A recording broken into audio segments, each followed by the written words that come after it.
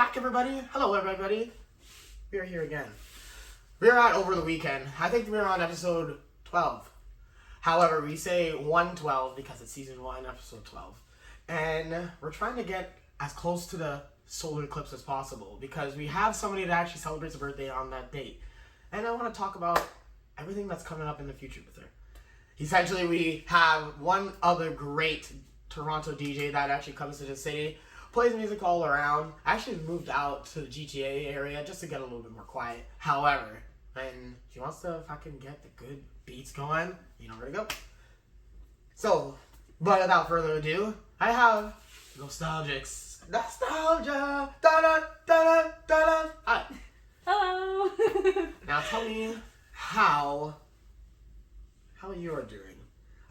We kind of already spoke earlier. Yeah. However, we didn't get the audience say, what did you do over the last 7 days? That's a good question. I mean, beyond, the day-to-day work grind, I really try to find time to produce. That's like a main outlet for me. Self-expression, creative expression, and also propelling forward in my music journey as well. So that's a lot of time. I'm spending a lot of time doing that on my leisurely time. How long have you been actually spinning music? Oh, like DJ-wise, 5 years. I would say that would be like encompassing of like the seriousness of it. But like, I feel like it's been longer in terms of just like messing around, getting a feel of your sound and kind of self-expression, if you will. Yeah. So what would you say your like sound is or your expression is? Yeah, that's a good question. Or the genre? Well, that's great that you asked that. I love all genres of music, to be honest. I really have gone through phases from like rock, hip hop, and then when I go to electronic music, like dubstep, drum and bass, electro. So, but like techno is, I would say, the main genre, and then there's like subgenres within it. And I do like to dabble into different genres as well when it reflects my music. So I would say techno is like the main genre, but expect like different elements of different sounds in there as well. In Toronto, there's like a lot of people play and listen and do techno, which is understandable because it's the city, right? Yeah, it's massive. However, if you say that you meld the two things together, you create something new. So does that mean you also make a little bit of your actual full-out personal tracks, like producing, essentially? Oh yeah, that's where I'm at now. I started off DJing, and then producing is like the next step for me, and I've been expressing myself in music. I'm playing out my music now, and I do have releases coming up in terms of my EP, but it's fairly new, the production process. I've been doing it about a year now, just a little bit over, yeah. What frustrates you the most? Producing!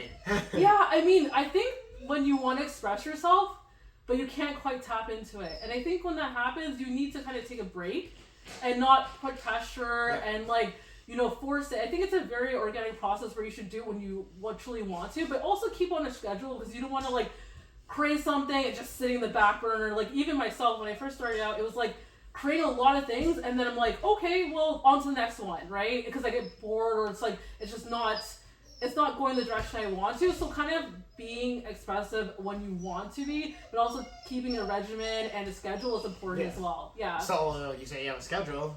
What is the schedule? Right now, I would say I try to devote at least a couple hours, every day or a weekend? Week right now, I would say. It's hard to find time with everything, but on a daily basis, I'll at least listen to my music and check in and see okay, this is what I would change in this track. So the production process, sitting down and zoning in, I would say couple hours, and then if I go to rabbit hole, which is doing something completely different, the whole weekend. But I try because it's trying to find that balance as well with your regular daily life and then producing, so yeah. I'd say so at the end of the day. Yeah, definitely. So for artists, usually the writer's block, we do the same thing. We walk away for a little bit, come back, essentially. Yeah. So when you say you walk away and come back, it truruly works. It does. 100%. Yeah, just going out for a walk. Nature helps, clarity. Having a clear mind, and I would say I like to just go for a walk and then immerse myself in something different. Get inspired by other artists. Maybe going to a show and then getting inspired, things like that. Collaborating as well. That's been really helping me a lot. Getting some vibes and sounds from other artists as well, and kind of be okay, here we go. We'll get back into it. We'll back into it, essentially. Yeah, exactly. So my question then, after all that, would be, where did you start, like the very beginning. Try to put put a little bit of information in on how you did it, broke through, I guess you can say. Who was the first person that was like, this is a deck? Oh, okay. Well, I mean, to be honest, it started further than that. Like, I'm gonna give like a little bit of touch, like, of different timelines, because it's weird. It almost feels like it was part of my life very early on. So I really would say I used to listen to electronic music with like Eiffel 65. Yeah. I would say like Robin S, like early house music as well. Aqua, like even that. So I used to like have little dance parties in my parents' living room. That was kind of like, I guess, if you will, where I kind of was maybe enjoying the sound and like, loving it. But then I would say the dive into electronic music per se happened at Government nightclub. So that was a really core part of me experiencing that. Before that, I was into more, I would say, going to clubs, and like I just didn't ever really feel like that was something I liked to do. It's like I did it, but I feel like it drained me. It didn't feel like it was exciting to me. So when I ended up going to Gov after a series of events, I fell in love with the scene. It was beautiful because you just saw people truly there for the music, connections, Plur, if you will. That was the time, trading candy and all that stuff. I got really into that. They still kind of do that in the right place. Yeah. Like, in America, you see like the candy thing still happening. Yeah, but yeah. I think Canada doesn't catch that information exactly. Like, it doesn't come across the border, I guess. Or yeah. Like, but you do definitely see it. You do see it pop up, and but it really shaped me. I mean, those moments. And then kind of finding my way through the electronic music scene, early comfort zone, like, where it was kind of more underground. That Hoxton was a part. So I kind of started discovering, hey, like, I like electronic music, but I don't quite know what is out there. Like, so I went into, like I mentioned, dubstep, like every like type of space really with music. I love tech house, and I still love all these genres. But then techno really, I would say that when I tapped into techno was going to Detroit for Movement, and that was I've seen those photos on Instagram as well. Yeah, I went last year. The first time I believe was 2017, and it was like, it just felt like I don't know, it felt like it spoke to me, and it was very powerful, and I'm like, I love this. So that was when it came into like enjoying it. But then DJing, Did you mean the festival spoke to you, or the people spoke to you? That's a good question. Everything. It's like, and you as a feel whole. like it. Yeah, you feel like it's ingrained into Detroit. Like, you feel like the techno city. Like, you walk around during Memorial Day weekend, and it's everywhere, and you talk to people, like, and they've been doing this for years. It's like a part of their culture. Families going there, bringing their kids, and it's like, exactly. Wow, like, this is a total immersive experience. So it really woke me up to techno specifically, So what would you say, like, the misconceptions of the electronic music scene is? Somebody from the outskirts that would hear something or say something, and they would assume that's what it is. That's fact, but then they get in and... Yeah, I mean, it depends the way you look at it per se. Of course, there's always going to be people that believe it's about substance use and about partying and about just getting trashed. But like, there is true music lovers there. And of course, there's a small demographic of people in every scene, in every subculture that, paints that picture. Yeah, right? And it's not about that. There's so much beauty to the scene, and you meet people, these true connections.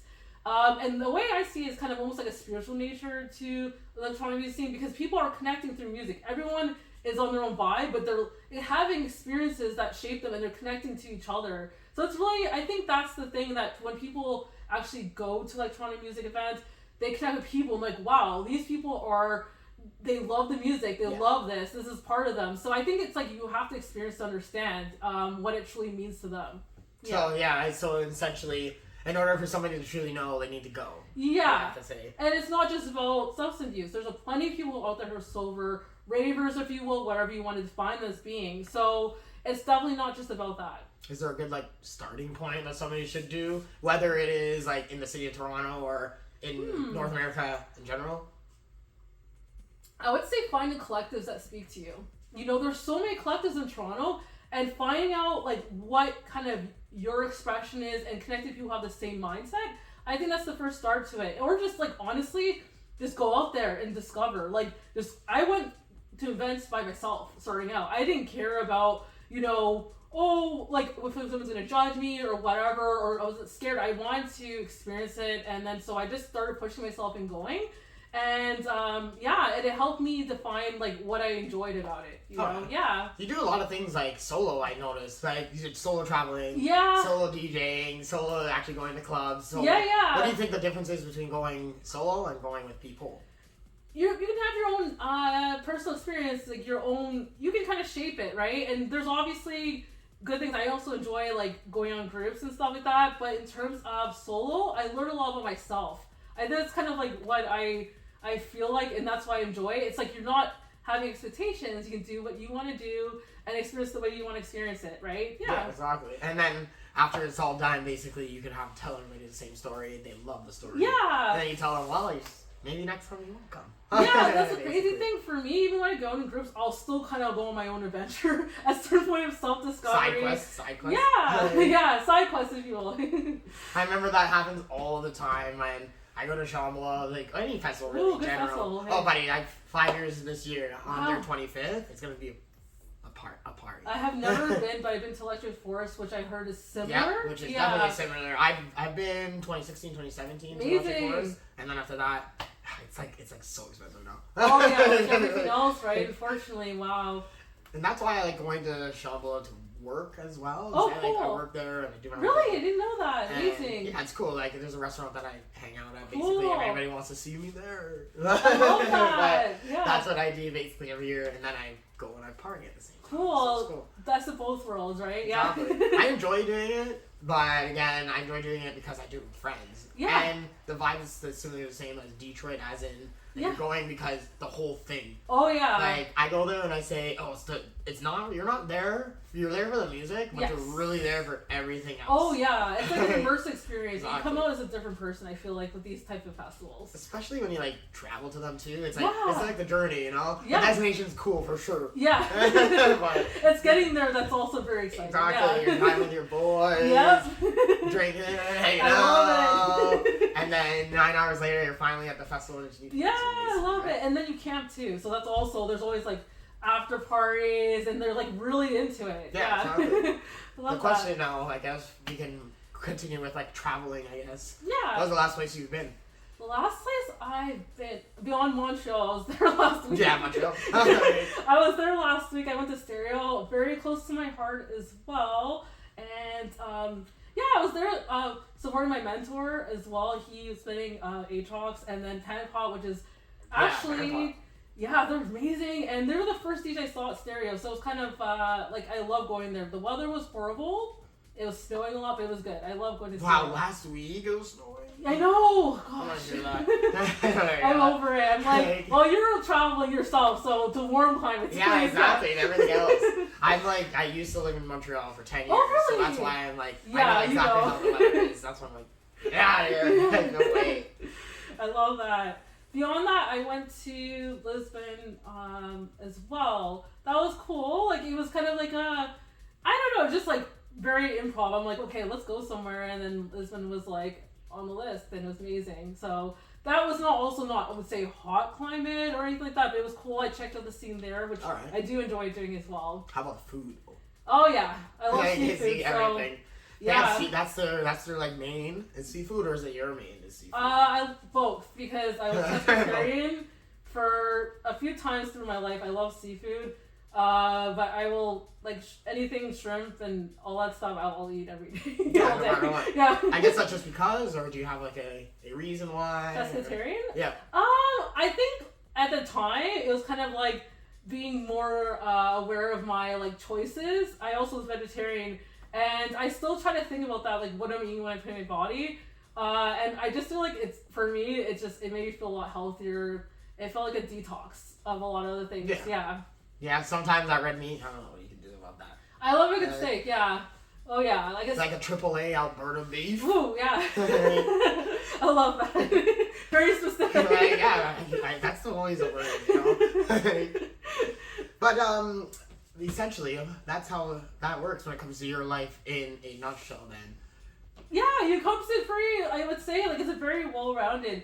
I gotta say, like, with electronic music, it shaped me a lot. It's like crazy to think that, and I hope that, you know, others have that experience, because it's so beautiful when you're so connected to something. And the journey, like starting off with being on the dance floor, and I still love being on the dance floor, to creating and giving back, it's like a very rewarding. It's a soul fulfilling thing. Yeah. So at the end of the day, it was just like, yes, I'm happy that these people here. I'm happy that I'm here. It's amazing. They're doing their own thing. Yeah. I truly think that everybody receives that at the same time as well. It's called like a zing. Yeah. Once you decide that, okay, this is like what I want to do. Yeah. And hang out and be with people, then it's a passion, right? It's like, it's a beautiful experience. Yeah. Absolutely. Definitely. But allow me to check the cameras. Okay. No way, we're on a break. Oh, cool. This is a cut. This is a cut here. Usually I do this because the cameras should be fine by themselves. Like this one's fine. Okay, cool. That one's fine. And this one's not fine. Look at that. Perfect. Oh, it's good to check. Yeah, it's always good to check. Yeah. I made that mistake already too many times. Until I get 3 of these. Oh wow. Yeah, until I get 3 of these, I have to like look. My buddy, he's a videographer, so he handles cameras and shit. But he told me, he's like, dude, just buy phones. Yeah. They're small. And I was like, right. You're right, they're small, but this just looks better. Well, the quality from what I heard, because I started taking even my promo shots with like my Android phone, and it's actually very, very like good quality. Obviously, it's not going to be as good quality as like a camera like that, but it's still very like comparable. Right? Yeah. And that's why I'm like, you know what, this thing should work, should be fine. It's gonna die soon, actually, so maybe I should replace the battery. Sure. Yeah. Sounds good. Yeah, I'll do that real quick. I gotta remove it though. Okay, let me pause this one then. Yeah, sounds good. I like the. We're actually talking about your past. You're talking about what you did. We're talking about the city of Toronto. Oh yeah. And then from there, the city of Toronto in raving style. Oh yeah. The little misconceptions. Yeah. However, what are we doing after all that? So going from present to future. Yeah. What do you have in store for the people coming up? I hear maybe there's more music. Maybe there's a collection of songs. Yeah. Well, you got it. Well, yeah, so in terms of Loma Crane music, thankfully, I got signed by 2 labels, so I have 2 EPs coming out as well, which is exciting. What are the labels? So Red Channel and also Aerotech. Yeah, right. So we have US and then also Montreal, so that's pretty awesome. I mean, I can't complain, and they're great labels that really express, and I would say they touch where I'm going to go as well. Like they really entail my sound. Yeah. All right. Yeah. Is there like a person that a lot of people would know that is a part of one of these 2 corporations, I guess you can say? I would say Tony. Yeah, he's like a pretty big artist. I would say for me, I used to love to listen to music, even before I started DJing. So like that's really cool. Like working with him, and the fact that like my music is at that level to even get signed, it's very rewarding. Like I mean, I feel like the journey itself, you never expect these things, but when it happens, it's like, wow, you know, the work and the persistence, it really does play off, yeah. So are you saying that there's like a chance that you can be in America, and there's a chance that you'll do a set there? Yeah, that would be cool. Well, actually, I mean, in terms of like recently, since I had my EP, I actually played in the US before. I played in Detroit and New York before. Oh, absolutely. Yeah. So tell me more about that. It's cool. I mean, I feel like it was like when I was in Detroit last year, I connected with they're doing kind of like, it was more of like an open deaf experience, and I got to meet a lot of like locals, and I got to be on the lineup that night, so it was good. Other than being very exhausted from the festival, I did it like the week after. It was cool. I got to kind of touch into the Detroit style, which I like to do that as well when it comes to techno. There's definitely different sounds, so my set really did play into that as well. Yeah. So let's say, like, try to explain to me like I'm 5 the difference between techno and Detroit techno. Yeah, I mean, it's the source of it, right? It has a very, I would say the bass line and the BPM is a little bit lower. And I would say it's just like, it has this like rolling bass line that you can dance to. I feel like also the vocalist, it has almost like a soulful sound to it as well, right? So I would say it encompasses like Detroit in itself. And it's still very much alive. But of course, there's different genres of techno that has arisen. But when you hear, you'll know. It's just like that that groove, you yeah, know? exactly, that groove. Yeah. You gotta do this regardless. Yeah. It's a beautiful experience, and what I like about Movement Festival, they still really support, and they do put focus on the originators of like Detroit techno. So you still have that very much thriving over there. Have you ever been to any other place that has like a lot of house music or vibes, a lot of house music? Because there's Detroit, there's Toronto, you got Chicago, of course. I haven't been to Chicago. I want to. When I went to Portugal, they do have a very thriving scene is there as well. In terms of like the house and techno as well. So I went there, experienced some electronic music fans, and also went to like some record shops and checked that out as well. And there was actually a record shop that was having electronic music events. So it was best of both worlds, really. What would be like the go-to if you're saying you're in the city and you wanted to go to catch a good techno track? Yeah.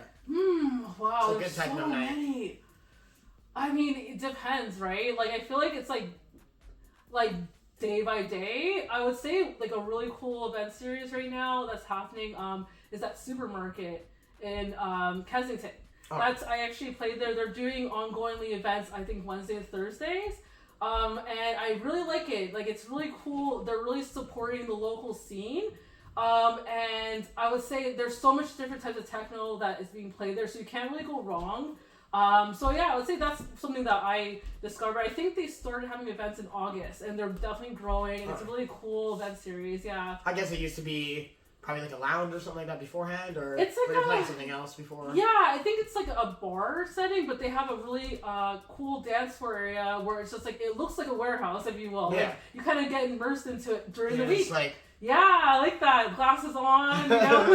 yeah, glasses inside. Glasses inside. Always, right? Like, it's such a... God damn it, man. It's a vibe. At this point, so there was a person that we had on the podcast earlier that went through the glasses phase. Yeah. Where he's like, I gotta wear glasses at any point in time. Yeah. And at one point he said, I can't hear you because I don't have my glasses all at Yeah, I get that. I can't hear what you're saying. It helps you focus. Right. You know what it is? It's probably the sensory thing. When I even think about like some events, there's so much lighting, right? It's like, it's overwhelming. It's like lasers, this and that, the projections, like, you know, the screen behind the DJs, all that stuff. It's a lot. So sometimes like to actually focus and like immerse yourself in the music, sometimes you might need to put like glasses on or something. So that's the way I see it. I totally get that as well. Yeah. So just to make sure that you're, you know, I guess you can say, not would say stand out now, because a lot of people actually do wear the sunglasses inside. Yeah. But it could be in one or two things, basically. That's true. As well. Also, it kind of looks cool, like, you know, it's mysterious. Yeah, so then, my question then is, what would be like an outfit, I guess you could say? Can you describe what an outfit would be if you're at a rave, as a girl or as a guy? That's a good question. I mean, well, techno, it's like, you know, you're going to be wearing black. I think that's kind of like a universal thing. I'm guilty for that. Like, I wear, like, even today, I'm wearing all black. I can't even escape that. I try to, like, strand out of the box all the time. Yeah, I love it, by the way. I like it. Yeah, for girls, I mean, honestly, okay, so I came from, I guess, really early club years of wearing heels and stuff like that. I highly suggest for women, if you want to go with longevity through the night, maybe not wearing heels, like comfortable shoes. I mean, go off and wear your heels, but it's not like, you know, standing for a long period of time, you're shuffling, if you're dancing, it's probably gonna hurt your feet, it looks cute, but shuffling with heels on? I mean, there's women that do it. Yeah. And yeah, so that, I mean, really, what you want to stretch yourself wearing, I think there's so much cool rave outfits, right? Like, I've seen some really cool expression through clothing, so I don't want to say, like, anything specific what people should wear, but comfort, I think that's... Yeah, comfort. Really, comfort, but also a bit stylish. Yeah. A little bit gangsta. Yeah, exactly. Express yourself, right? It's one of the few places that you can wear whatever you want to wear, not get judged. Like, you know, whether you want to wear pasties, whatever you want to be in, like, full, like, hoodie and covered up and, like, you know, it's really an area where you can just be yourself. So that's what I like about it. And then for the men, like, similar. I mean, I would say that, like, you know, there's a lot of cool expression for women and men, but like I think it's really your own self-expression, what you want to feel like wearing and being comfortable while doing, and cool, because you might get hot from dancing forward. We were saying it earlier, we're like, even DJing, I don't think I've ever seen a DJ wear a sweater. Yeah, it's true, right? Like a full like, get up, yeah. Like it's gonna be like, you're gonna be drenched. Like you underestimate how much heat comes to the crowd and the lighting and everything, right? So yeah, it's really like comfortable. I think that's the main thing for sure, yeah. Does the genre change the type of music? Oh, sorry, does it change the type of clothing that somebody would wear? Because you say techno, and I know already techno too. Is black. However, there's obviously way more than that out there. Yeah, I think like psytrance is another one. Yeah, I think so, yeah. Yeah.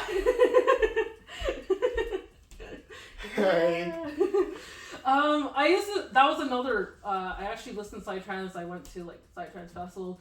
I would say it's a little, I don't want to like group, but like more hippie-ish, free-floating clothing. I think that's something you see more of in psytrance. So I just feel like, yeah, maybe there's like vaguely, but then I think I think a lot of people just like, they want to wear what they want to wear. And it's like, hey, it's an opportunity to do that. You're in a day-to-day office setting and you're like corporate, whatever. Hey, on the weekends, you want to wear what you want to wear and be who you really want to be. So you might be wearing like, you know, fishnets and like pasties and like do you. And I think it's so cool, right? That you have that ability to do that and without judgment. And that's what I love about the scene.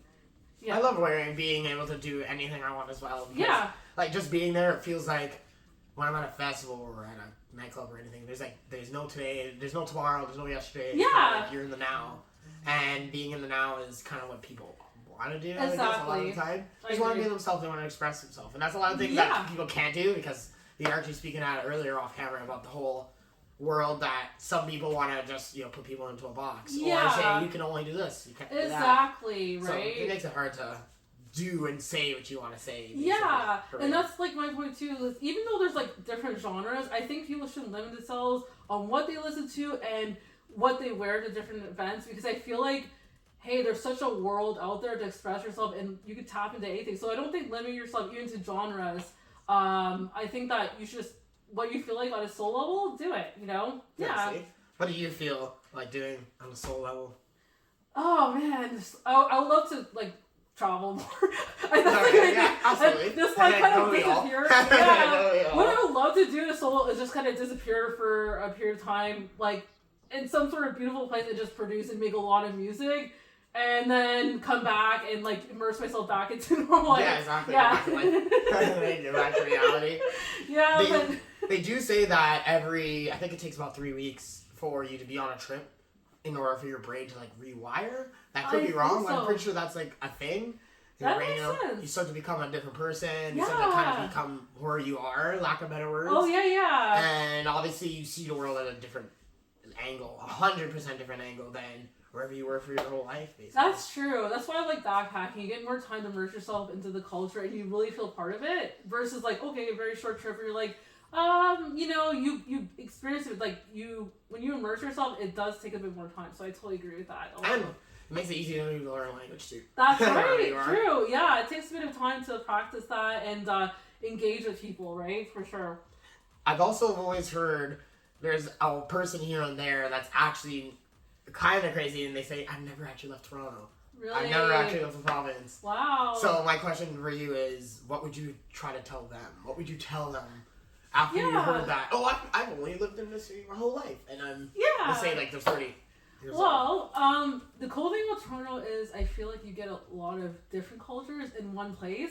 So let's say this person, they like to go to certain restaurants or certain places in the city. Hey, maybe find a place that kind of makes you feel like you would like to travel there and choose that place and then go and experience it, because obviously like traveling for the first time is maybe a little bit difficult to know where you want to go, but if you're you're kind of like knowing where you want to go in Toronto in terms of like the cultures that you're attracted to or like the places, you can actually probably find that on a bigger scale somewhere else. That's the cool thing about Toronto, right? It really does inspire you, and you learn a lot about each other's cultures and so I think we start from there and just book the ticket, just go. Yeah, exactly. Just don't think about it.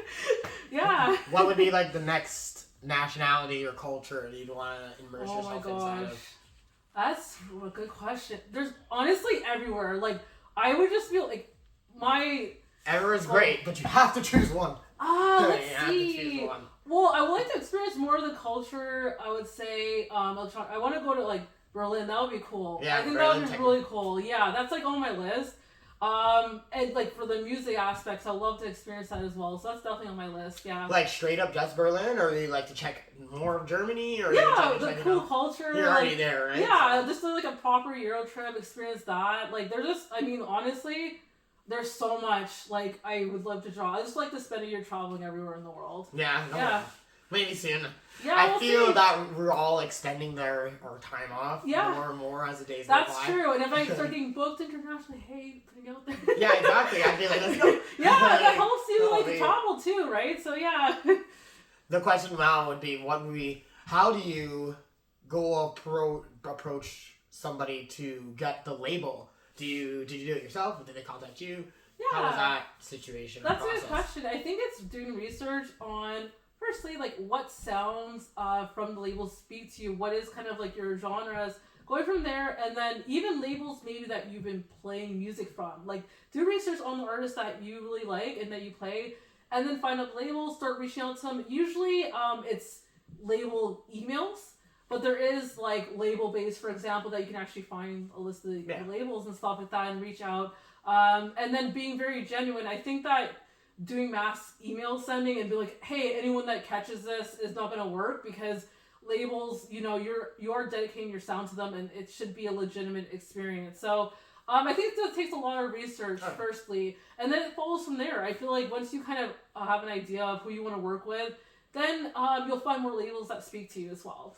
It's kind of interesting how you said that you can just send a mass email kind of Yeah, thing, right? Don't do that. Yeah, I was like, wait a minute. Hey, like for some people it's like, well, they want to get their music out there as soon as possible, but it definitely takes time. The music that I'm getting signed now, for the most part, I like actually produced it a year ago. Okay. Yeah, and it's been a long process, so you gotta like take your time, do your research, and I think the right labels will speak to you, Was it like multiple times you had to speak to them about these certain songs for a whole year, or was it just because they took so long to answer? That's a good question. Honestly, I started let's go back. Even thinking about saying music labels was kind of like a hill for me, because I didn't think I was ready, right? So I didn't really think and feel comfortable to do it until maybe the early of this year. So I decided it's a goal, and so I started sending out music, and it wasn't like a super long process for labels to get back to you for the most part. They listen to your music and they'll get back to you if they like it. If they don't, or they'll give you feedback. And that's the great thing. Some labels will give you constructive feedback. Yes, we like this. It's not for me. Or, try again. There's always that communication that you can get from them. So it helps you zone in and know, hey, this is where I'll go with this. But in terms of the process, it takes a bit of time. But I would say that you shouldn't just stop and wait. You should continue to create. Just continue going the process. Even if you don't get signed, self-sign. You can also do that. It's a little bit of a different process, but getting your music out there, I think, is the most important thing for people to hear it, because, don't just have it staying there in your SoundCloud and never actually put it out there. It's good to get it out there regardless. Is it, it sounds like that those words translate a lot with other things in general. Yeah. Like, let's say art, let's say cooking. Oh, things yeah. like that, just being consistent, essentially. Oh, yeah. And because all of that is all the same, Yeah. have you ever thought about doing something that was not DJing? Oh, yeah. I'm a creative, my soul. So I've done quite a few things painting-wise. I was into that. I still will pick it up, but it's not my expression at the moment. I used to do flow arts. I don't know if you know, the idea of hooping. You might see them at... You saw them at Shambhala. Yeah. Those cool hooping people. Yeah, I did that for a bit. That was really cool self-expression, and you meet a lot of cool people in CUNY. I mean, like I said, I still have my hoops. I don't know per se you'll see me hooping in festivals these days, but I go through phases of creative expression because I feel like on my soul I am a creative, and I try to find things that let me express that. As a raver, is there other ways to express yourself? Oh yeah, dancing is dancing is huge, right? Yeah, that's the number one. That's the number one. Like, especially for me as a person that likes to dance. You're like dancing. People always see me like. Yeah, I've seen you dancing. Exactly. I just know that if it's the energy's there, then I'll put my energy. Yeah, it's a very powerful energy movement to dance. It's healing. It really helps you get in touch with the music, and I think that's amazing. And you have people like shufflers, and sometimes I just like watching people dance and like express themselves. But sometimes it's nice just to close your eyes, immerse yourself, and express yourself through music as well. Totally understand. Yeah. In other words, then you just need to make sure that you stay consistent. You need to make sure that you have your own way to do things and to be yourself. Definitely. And also, for sure, have a community. And I think those are the three things you say could be like a pinnacle of joining or being a part of this rave community. Yeah, and the beautiful thing, I think majority of people are accepting. You know, it's never too late to say, I want to get into the scene and start, going to these events, because it could be just one artist that changes your whole view of things. You're like, wow, I listened to a song and I want to hear it live.